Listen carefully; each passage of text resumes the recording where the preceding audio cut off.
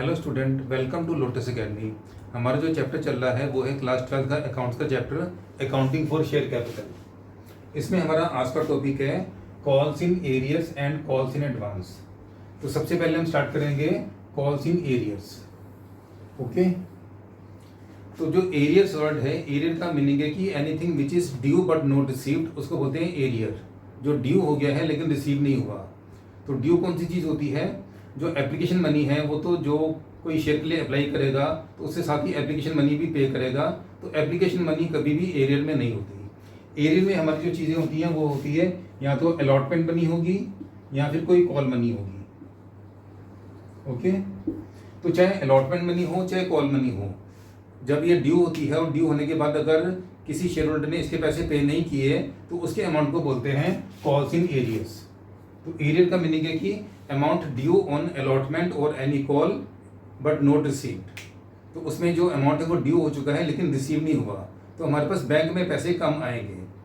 तो बैंक में जब पैसे कम आएंगे तो जो बैंक वाली एंट्री है सिर्फ वही अफेक्ट होगी। तो जो बैंक वाली एंट्री होती है वो कौन कौन सी होती हैं, मैंने पहले आपको बताया हुआ है। वो होती है एंट्री नंबर 1, 4, 6, 8 एंड 10। जो 1 वाली है वो तो एप्लीकेशन की बैंक वाली एंट्री है, तो उसमें एरियर नहीं होगा। एरियर सिर्फ 4, 6, 8 एंड 10 में ही हो सकता है। तो एरियर का क्या मीनिंग है? एरियर का मीनिंग है कि अमाउंट ड्यू ऑन अलॉटमेंट और any call money but not received. तो ध्यान रखना, चाहे अलॉटमेंट का अमाउंट भी ड्यू हो और अगर वो नहीं मिला है तो उसको भी कॉल्स इन एरियर्स ही बोलते हैं। Calls in arrears, amount due on allotment और कॉल मनी, दोनों को कॉल्स इन एरियर्स बोलते हैं। तो इसमें जो एंट्री है वो कैसे करके होंगी वो हम आज की क्लास में स्टडी करेंगे। इसमें हमारे पास बैंक में पैसे कम आएंगे और जो कॉल्स इन एरियर्स है वो अमाउंट रिसीवेबल है तो वो एक असेट है, तो वो भी डेबिट हो जाएगी। ओके, तो जो एंट्री है वो कैसे करके आएगी? अगर अलॉटमेंट में एरियर है तो बैंक में जो जितने पैसे रिसीव हुए हैं वो आ जाएगा बैंक अकाउंट डेबिट, और जो एरियर है वो आ जाएगा calls in arrears account debit which is receivable और टू शेयर अलॉटमेंट अकाउंट। तो अलॉटमेंट में जो अमाउंट रिसीव करने वाली एंट्री है वो यूं करके आएगी। और अगर किसी कॉल मनी में एरियर है तो उसमें एंट्री कैसे बनेगी? उसमें भी सेम ऐसे ही करके आएगा, bank account debit, calls in arrear account debit to share first और सेकंड और थर्ड कॉल अकाउंट। अलॉटमेंट वाली एंट्री 4th होती है, कॉल वाली एंट्री 6, 8 या 10 होगी। तो जिसमें भी एरियर होगा उसके अकॉर्डिंग ये जो एंट्री है वो यूं करके आ जाएगी। अब हम इसको एक क्वेश्चन से समझेंगे। एक क्वेश्चन लेते हैं। सपोज कर हमने इशू किए 10,000 शेयर ऑफ ₹10 ईच, जिसमें एप्लीकेशन के 3 रुपीज़ हैं, अलॉटमेंट के 4 रुपीज़ हैं और फर्स्ट एंड फाइनल कॉल के 3 रुपीज़ हैं। टोटल 10 रुपीज़ हो गए। अब इसमें कुछ एरियर है। एरियर 2 लोगों का है। एक मिस्टर ए ने 500 शेयर के अलॉटमेंट एंड फर्स्ट कॉल के पैसे नहीं दिए और बी ने 300 शेयर के सिर्फ फर्स्ट कॉल के पैसे नहीं दिए। तो हम देख रहे हैं कि अलॉटमेंट के पैसे तो सिर्फ ए के ही ड्यू हैं, तो अलॉटमेंट में सिर्फ 500 शेयर का एरियर है, लेकिन फर्स्ट कॉल के ए और बी दोनों के पैसे नहीं आए। तो ए के 500 शेयर और बी के 300 शेयर, तो फर्स्ट कॉल में 800 शेयर का एरियर है। फर्स्ट कॉल में 800 शेयर का एरियर है। तो इसके अकॉर्डिंग हम इसकी जो एंट्री है वो यूं करके बनाएंगे। तो इस चीज़ का ध्यान रखना होगा कि किस जगह कितना कितना एरियर है। फिर से सुन लीजिए, अलॉटमेंट में सिर्फ ए का एरियर है तो वो सिर्फ 500 शेयर का है, और फर्स्ट कॉल में ए और बी दोनों का एरियर है। फर्स्ट कॉल के पैसे ए के भी नहीं है, बी के भी नहीं है, तो फर्स्ट कॉल में 800 शेयर का एरियर है। तो एंट्री कैसे करके बनेगी? सबसे पहले जो शेयर एप्लीकेशन की एंट्री है, bank account debit to share application account. Application के 3 रुपीज़ हैं तो ये बन जाएगा 30,000। और कैपिटल में भी ये पूरा 30,000 ट्रांसफर हो जाएगा। 30,000। अब जो अलॉटमेंट की एंट्री है तो अलॉटमेंट में ड्यू तो पूरा होगा। ड्यू कितना होगा? 10,000 इंटू 4, 40,000। तो ड्यू होगा 40,000, तो ये कैपिटल में चला जाएगा 40,000। लेकिन बैंक में हमारे पास अलॉटमेंट के 500 शेयर के पैसे कम आएंगे। तो 500 शेयर के कितने पैसे बन जाएंगे? 500 इंटू 4, 2,000। तो जो एरियर है इसका वो 2,000 रुपीज़ हो जाएगा। एरियर में आएगा 2,000, लेकिन जो अमाउंट ड्यू है वो पूरा 40 आया था, तो यहाँ पर तो 40 ही लिखेंगे। अब बैंक में कितना पैसा आ जाएगा? 40 में से 2,000 रुपये लेस करके बैंक में आएंगे सिर्फ 38,000। समझ गए? एंट्री बनेगी bank account debit 38,000, calls in arrears account debit 2000 to share allotment 40,000। अब इसके बाद जो फर्स्ट कॉल है, तो फर्स्ट कॉल में ड्यू पूरा होगा फिर से 10,000 इंटू 3, 30,000 रुपीज ड्यू होगा, 30,000। अब इसमें भी फर्स्ट कॉल में तो पूरा 30,000 रुपीज आ रहा है।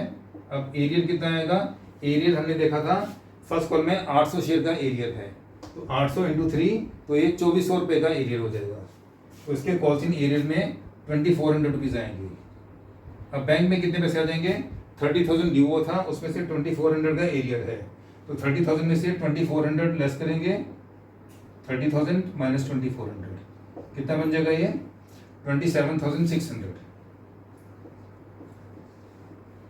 तो इस तरह से इसकी एंट्री आ जाएगी, bank account debit 27,600, calls in arrear account debit 2400 to share first call 30,000।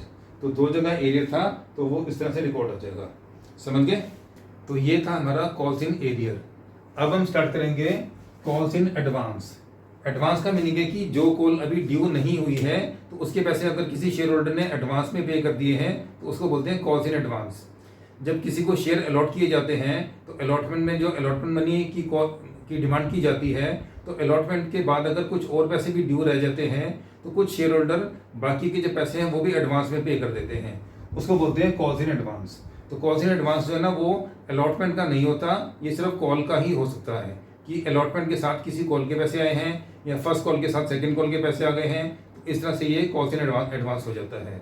तो जो एडवांस है वो हमें एडवांस मिला है तो ये एक लायबिलिटी है, तो लायबिलिटी को क्रेडिट किया जाएगा। और बैंक में हमारे पास इस केस में एक्स्ट्रा पैसे आए हैं, तो इसमें भी जो बैंक वाली एंट्री है वही एडजस्ट होंगी। कौन कौन सी, 4, 6, 8 और 10, तो इन्हीं में ही एडवांस आ सकता है। तो जो एडवांस पैसा आएगा तो बैंक में पैसे ज़्यादा आएंगे, और जो कॉल्स इन एडवांस है वो एक न्यू अकाउंट ओपन करेंगे, वो क्रेडिट हो जाएगा।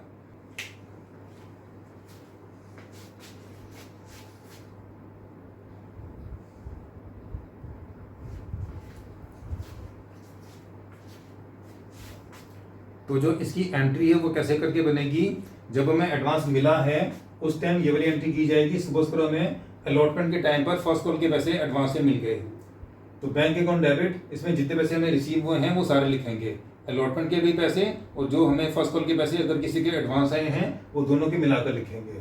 टू शेयर अलॉटमेंट, इसमें जितना अमाउंट ड्यू हुआ था नॉर्मली वो बनाएगा, और to calls in advance, calls in advance एक लायबिलिटी है, तो लायबिलिटी को क्रेडिट किया जाता है, तो at the time of receipt इसको हम क्रेडिट कर देंगे।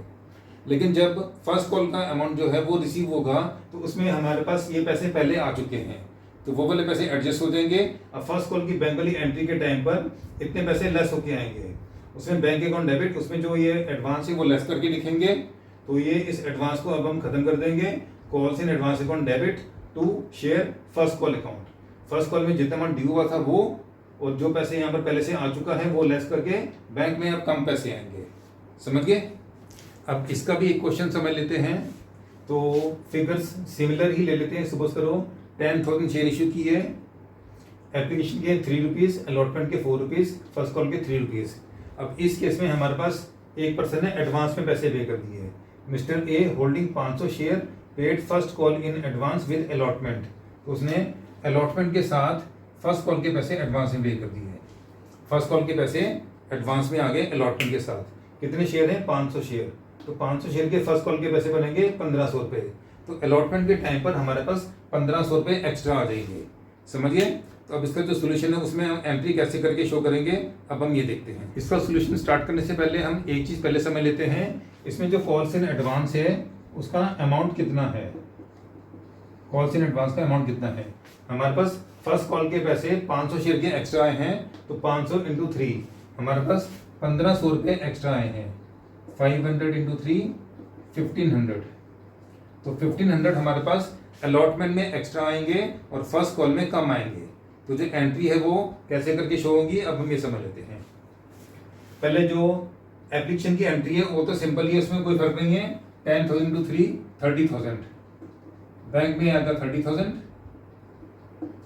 और यही 30,000 कैपिटल में ट्रांसफर हो जाएगा। अलॉटमेंट में जो ड्यू है वो होगा 10,000 इंटू 4 40,000, 40,000 रुपीज ड्यू हुआ है, तो अलॉटमेंट में यहाँ पर 40,000 ही आएगा, और हमारे पास मैंने अभी बताया था 1500 रुपये एडवांस में आए हैं, तो वो कॉल्स इन एडवांस अकाउंट वो भी यहां पर आ जाएगा। तो बैंक में टोटल अमाउंट कितना बन जाएगा 40,000 प्लस 1500 41,500 ये आ जाएगा बैंक में। अब ये अगली बारी फर्स्ट कॉल में 1500 रुपये कम आएंगे। फर्स्ट कॉल में अमाउंट ड्यू होगा 10,000 टू 3 30,000, तो कैपिटल में एंट्री में 30,000 आएगा। अब जो बैंक वाली एंट्री है उसमें फर्स्ट कॉल में तो 30,000 ही लिखेंगे। 1500 रुपये हमारे पास पहले से एडवांस में आ चुके हैं, तो ये कॉल्स इन एडवांस अब रिवर्स कर देंगे, 1500 रुपये यहाँ पर आ जाएगा। और अब हमारे पास बैंक में 1500 रुपये कम आएंगे, तो कितने पैसे आएंगे 30,000 में से 1500 माइनस करेंगे तो बैंक में आ जाएंगे 28,500। समझ गए? तो इस तरह से ये हमने देखा कि जो कॉल्स इन एडवांस की एंट्री है वो कैसे करके शो होती है। हमारे पास एग्जाम में कभी बारी ऐसे क्वेश्चन भी आ सकते हैं जिसमें एरियर और एडवांस दोनों भी हो सकते हैं, तो उसको भी ध्यान से समझ के करना पड़ेगा। एरियर्स में पैसे कम आते हैं और कॉल्स इन एरियर्स डेबिट होता है, और एडवांस में पैसे एक्स्ट्रा आते हैं और जो कॉल्स इन एडवांस है वो रिसीट के टाइम पर क्रेडिट होता है, लेकिन एडजस्टमेंट के टाइम पर उसको रिवर्स करते हैं तो वो डेबिट हो जाता है। अब हम नेक्स्ट टॉपिक स्टार्ट करने जा रहे हैं, वो है issue of shares for consideration other than cash. Other than cash का मीनिंग है कि हमने कैश के बदले में शेयर इशू नहीं किए हैं, हमने शेयर इशू किए हैं और बदले में हमें कोई और सर्विस वगैरह मिली है। तो इसमें 4 तरह के केस होते हैं, वो कौन कौन से हैं? फर्स्ट केस है प्रोमोटर्स। प्रोमोटर्स कौन होते हैं? प्रोमोटर्स होते हैं जो कंपनी को स्टार्ट करते हैं, तो उसके लिए हमने उनको कोई सर्विस चार्ज पे करनी होती है, उनकी जो कमीशन होती है वो पे करनी होती है, तो कमीशन नॉर्मली हम शेयर्स की फॉर्म में पे करते हैं। तो पहला केस ये प्रोमोटर्स हो जाएगा। दूसरा होता है अंडर राइटर्स। अंडर राइटर्स होते हैं जो शेयर्स के इशू की गारंटी देते हैं कि जो इशू है वो हमारा फुल्ली सब्सक्राइब हो जाएगा, अगर कुछ एप्लीकेशंस कम आती हैं तो बाकी के शेयर अंडर राइटर परचेज कर लेंगे, तो उनकी सर्विसेज के लिए जो हम कमीशन पे करते हैं तो वो हो जाएगा issue of shares to underwriters. Third होता है परचेज ऑफ असेट। अगर हमने कोई प्लांट वगैरह कोई बिल्डिंग ऐसे कोई भी असेट अगर परचेज की है तो उसकी पेमेंट अगर हमने शेयर से की है तो वो इशू ऑफ असेट वाला केस हो जाएगा। नेक्स्ट फोर्थ केस होता है परचेज ऑफ बिजनेस। अगर हमने किसी का पूरा बिजनेस परचेज कर लिया है, बिजनेस और असेट में ये फर्क होता है कि असेट में सिर्फ एक सिंगल असेट है और बिजनेस में कुछ असेट्स और कुछ लायबिलिटी है, तो 5-10 असेट्स और साथ में कुछ लायबिलिटी ऐसे करके हो सकती हैं, उसमें असेट्स और लायबिलिटी दोनों मिलाकर होती हैं, उसको बोलते हैं परचेज ऑफ बिजनेस। तो अब हम एक एक करके जो इसकी एंट्री है वो समझेंगे। तो सबसे पहले स्टार्ट करते हैं प्रमोटर्स के बारे में। प्रमोटर्स की जो सर्विसेज होती है उसके बदले में जो हम उनको कमीशन पे करते हैं उसको बोलते हैं इनकॉर्पोरेशन एक्सपेंस। तो इनकॉर्पोरेशन एक्सपेंस अकाउंट डेबिट हो जाएगा, पहली एंट्री आएगी incorporation expense account debit to promoters account. फिर प्रमोटर्स को बदले में जो हम शेयर अलॉट करेंगे उसकी एंट्री आएगी promoters account debit to share capital, ये दो की एंट्री आ जाएगी। ये अमाउंट ड्यू होने की एंट्री है और ये उनको शेयर अलॉट करने की एंट्री है। फिर सेकंड होता है अंडर राइटर्स का। अंडर राइटर कौन होते हैं? अंडर राइटर बोलते हैं जब हम शेयर इशू करते हैं तो जो एप्लीकेशंस है वो अगर मिनिमम अमाउंट से कम आ जाती है तो हमारा जो इशू है वो पूरा कैंसिल हो सकता है। तो ये अंडर राइटर्स इस चीज़ की गारंटी देती हैं कि अगर हमारे पास एप्लीकेशन कम भी आएंगी तो बाकी के शेयर ये खुद परचेज कर लेंगे, उनको बोलते हैं अंडर राइटर्स। तो उसकी सर्विसेज के बदले में जो हम उनको कमीशन पे करते हैं उसको बोलते हैं अंडर राइटिंग कमीशन। इसकी एंट्री आ जाएगी underwriting commission account debit to underwriters account. फिर बदले में जो हम शेयर अलॉट करेंगे उसकी एंट्री आएगी underwriters account debit to share capital account. तो ये दोनों सेम एक जैसी हैं, ये प्रमोटर्स का है ये अमाउंट ड्यू होने का, ये शेयर अलॉट करने का, और ये अंडर राइटर्स का भी है अमाउंट ड्यू होने का, ये शेयर अलॉट करने का, दोनों एक जैसी ही हैं। अब हम केस 3 स्टार्ट करते हैं। केस 3 है परचेज ऑफ असेट। तो जिससे हम असेट परचेज करते हैं उसको बोलते हैं वेंडर। उसकी एंट्री कैसे करके आएगी? पहले हम असेट परचेज करेंगे, asset account debit to vendor account, पहली एंट्री ये वाली आ जाएगी। और दूसरी एंट्री जब हम वेंडर को बदले में शेयर इशू करेंगे तो शेयर या तो पार पे इशू कर सकते हैं या प्रीमियम पर कर सकते हैं, तो इन दोनों में से कोई एक एंट्री आएगी, या ये वाली या ये वाली। अगर पार पे इशू कर रहे हैं तो vendor account debit to share capital, और अगर प्रीमियम पर इशू कर रहे हैं तो vendor account debit to share capital to security premium. इन दोनों में से कोई एक एंट्री और एक फर्स्ट एंट्री सेम ही रहेगी। तो ये हो गया परचेज ऑफ एसेट का। अब हम इसका फोर्थ वाला पार्ट स्टार्ट करेंगे, परचेज ऑफ बिजनेस। जो बिजनेस होता है तो बिजनेस में कुछ असेट्स होती हैं और कुछ लायबिलिटी भी होती हैं। कुछ असेट्स हैं, कुछ लायबिलिटी हैं, तो हमने सबको मिलाकर इकट्ठा परचेज किया है। देखने में तो ये लग रहा है कि ये परचेज ऑफ एसेट के जैसा ही है, लेकिन ये थोड़ा सा डिफरेंट है। तो इसको स्टार्ट करने से पहले इसमें दो इंपॉर्टेंट टर्म्स होती हैं, तो सबसे पहले उनके बारे में समझेंगे। वो क्या क्या है? पहली होती है नेट वैल्यू। नेट वैल्यू होती है जो हम बिजनेस परचेज कर रहे हैं उसकी जो असेट्स और लायबिलिटी का डिफरेंस है, sundry assets minus sundry liabilities, तो ये बिजनेस की नेट वैल्यू है। तो एक ये निकालेंगे। नेट वैल्यू को हम शॉर्ट में एनवी बोल सकते हैं, एनवी। दूसरी टर्म होती है परचेज कंसिडरेशन। परचेज कंसिडरेशन का मीनिंग होता है कि जो बिजनेस परचेज कर रहे हैं उसकी एग्रीड पेमेंट कितनी है, हम उसको कितने पैसे पे करेंगे। तो इसको हम शॉर्ट में पीसी लिख देते हैं, परचेज कंसिडरेशन। ओके, तो जो परचेज कंसिडरेशन है उसका अमाउंट एनवी के इक्वल भी हो सकता है, PC can be equal to NV, और जो पीसी है वो इससे बड़ा भी हो सकता है, PC can be greater than NV, और जो पीसी है वो उससे कम भी हो सकता है, PC can be less than NV. तीनों केस में थोड़ा ट्रीटमेंट में फर्क पड़ जाएगा। तो कैसे कैसे करके होगा? अगर परचेज कंसिडरेशन नेट वैल्यू के सेम इक्वल है, एनवी, अगर परचेज कंसिडरेशन नेट वैल्यू के इक्वल है तो उसमें एंट्री में कोई फर्क नहीं पड़ेगा, इसकी एंट्री सिंपल ही आएगी। एंट्री कैसे करके होंगी वो हम अभी बाद में बताएंगे। अगर परचेज कंसिडरेशन नेट वैल्यू से ज्यादा है तो इसका मीनिंग है कि जो बिजनेस की नेट वैल्यू है हम उसे ज्यादा पेमेंट कर रहे हैं।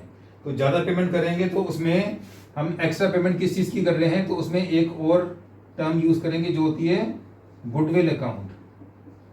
तो एक्स्ट्रा अमाउंट हम गुडविल के लिए पे कर रहे हैं तो उसमें गुडविल अकाउंट डेबिट हो जाएगा।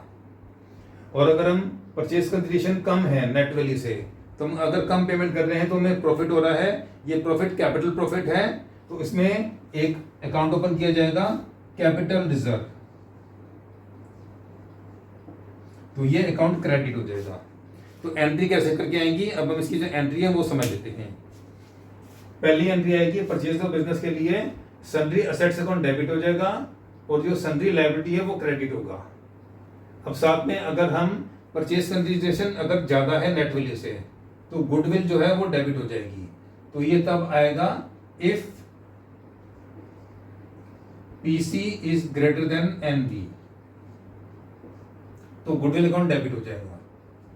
तो ये कंडीशनल है, ये हमेशा नहीं आएगा। फिर साथ में ये टू वेंडर अकाउंट आएगा, वेंडर में जितना परचेज कंसिडरेशन का अमाउंट है वही आएगा, agreed amount of purchase consideration. और एक आएगा टू कैपिटल रिजर्व, ये तब आएगा if PC is less than NV. अगर पीसी एनवी से कम है, हम कम पेमेंट दे रहे हैं, तो वो कैपिटल प्रॉफिट है, तो कैपिटल प्रॉफिट के लिए एक अकाउंट ओपन करेंगे कैपिटल रिजर्व अकाउंट, ये क्रेडिट हो जाएगा। समझ गए? तो एंट्री को एक बार फिर से अच्छे से समझ लेते हैं। अगर पीसी और एनवी दोनों इक्वल हैं तो ना तो गुडविल आएगी ना कैपिटल रिजर्व आएगा, सिंपल एंट्री आ जाएगी sundry assets account debit to sundry liability to vendor. इन दोनों में से कोई एक चीज तब आती है अगर या तो पीसी एनवी से बड़ा हो या पीसी एनवी से कम हो। अगर पीसी एनवी से बड़ा है तो गुडविल अकाउंट डेबिट हो जाएगी, और अगर पीसी एनवी से कम है तो कैपिटल रिजर्व अकाउंट को क्रेडिट करेंगे। समझ गए? ये इसकी फर्स्ट एंट्री है। अब जो सेकंड एंट्री है वो सेम ऐसी आएगी जैसे परचेज ऑफ असेट की होती है। अगर पार पे इशू कर रहे हैं तो vendor account debit to share capital, अगर प्रीमियम पर इशू कर रहे हैं तो vendor account debit to share capital to security premium. समझ गए? अब इसमें एक और चीज समझ लेते हैं, वो है calculation of amount of share capital. Share capital का अमाउंट कैसे निकालेंगे? अगर हम शेयर प्रीमियम पर इशू कर रहे हैं तो जो शेयर कैपिटल का अमाउंट है उसको निकालने के स्टेप्स हैं, वो मैंने स्टेप वाइज पूरा बताया हुआ है, ध्यान से समझ लीजिए। सबसे पहले निकालेंगे परचेज प्राइस पर शेयर, कि एक शेयर की जो प्राइस है वो कितनी है। वो होती है face value plus premium in rupees. Suppose करो अगर हम 10 रुपए का शेयर है और 5 रुपए प्रीमियम पर इशू कर रहे हैं तो 10 + 5, तो एक शेयर की प्राइस आ जाएगी 15 रुपीज। सबसे पहले ये निकालना है।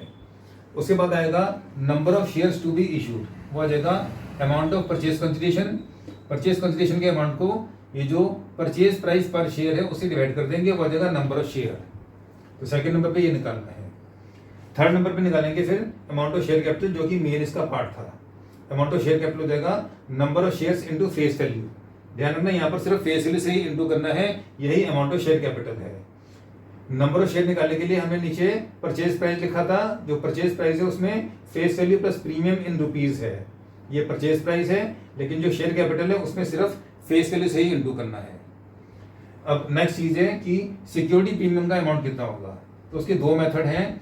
अगर हम ये जो सिक्योरिटी प्रीमियम का अमाउंट है वो परसेंटेज की फॉर्म में दिया हुआ है, तो सिक्योरिटी प्रीमियम हो जाएगा share capital into rate upon 100। लेकिन अगर हम इसको प्रीमियम पर शेयर की फॉर्म में ले रहे हैं तो फिर ये number of share into premium पर शेयर, इसके दो मेथड हैं, इनमें से किसी भी मेथड से निकाल सकते हैं।